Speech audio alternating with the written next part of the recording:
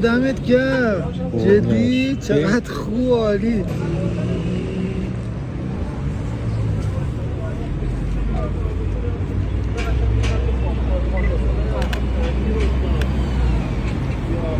لبخندی هم بزن.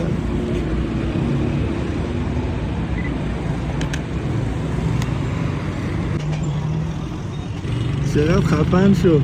آقا دمت گرم، خیلی خفن شدم. یه 5 دقیقه واسه کار دارم.